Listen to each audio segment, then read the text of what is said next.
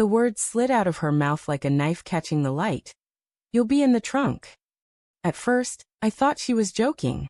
The way she laughed softly after saying it, how her fingers tapped on the steering wheel. Her eyes locked forward as though she was already on that drive. But it didn't feel like a joke. It felt like a line rehearsed. A plan.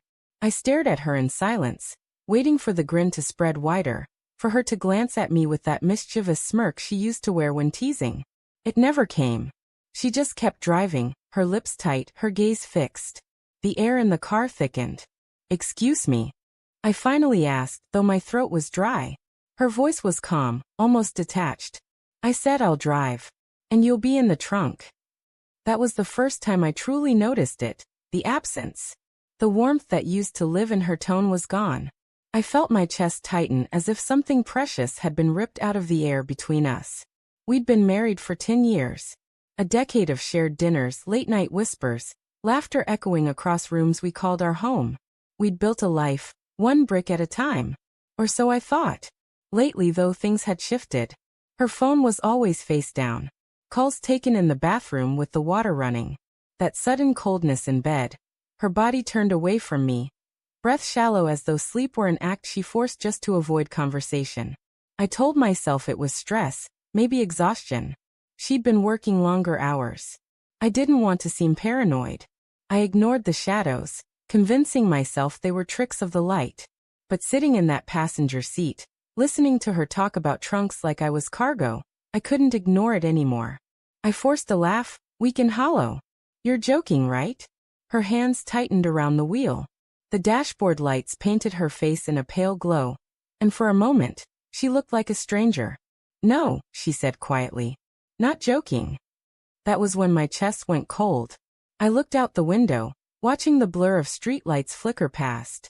My reflection in the glass stared back at me, wide-eyed and stiff, like I was trapped in someone else's nightmare. Finally, I said, then you'd better drive alone. Have a good trip.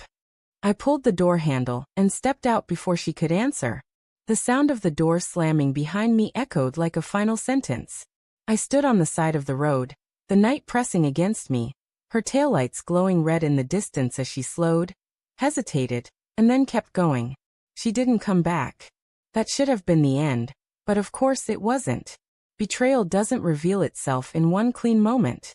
It unravels slowly, thread by thread, until you're standing in the ruins, wondering how you missed the collapse. The next morning, she acted like nothing had happened. She was in the kitchen making coffee, humming softly. Sleep well? She asked, sliding my mug across the counter. I stared at her. That same woman who'd told me, with unsettling calmness, that I belonged in the trunk of her car. Why did you say that last night? I asked. She blinked, feigning confusion. Say what? Her performance was flawless. Too flawless. My stomach twisted. Over the next week, I started noticing more. The smell of cologne on her clothes that wasn't mine. The way she clutched her phone like a lifeline, fingers shaking slightly when she typed. The sudden bursts of energy when she said she was going out to clear her head. I followed her one evening.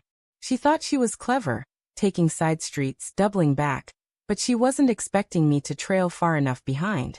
She pulled into the parking lot of a cheap motel. My chest hollowed out as I watched her step out of the car and run her hands through her hair before heading inside. She didn't hesitate. She'd done this before. I sat in my car for hours, watching the door, waiting for her to reappear. When she finally did, she wasn't alone. A man walked out beside her, tall, confident, his hand brushing hers like it belonged there. My world didn't shatter all at once. It cracked slowly, each heartbeat pounding against the cracks until I was nothing but broken pieces. That night, I confronted her. She didn't deny it. Didn't even try. She just sat there on the couch, staring at me with that same hollow calmness she'd shown in the car. I needed more, she said. You stopped being enough. The words gutted me.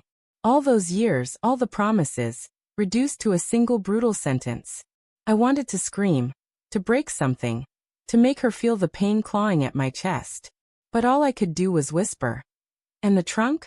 What was that about? Her eyes flicked away, shame. Or maybe just discomfort, passing through them.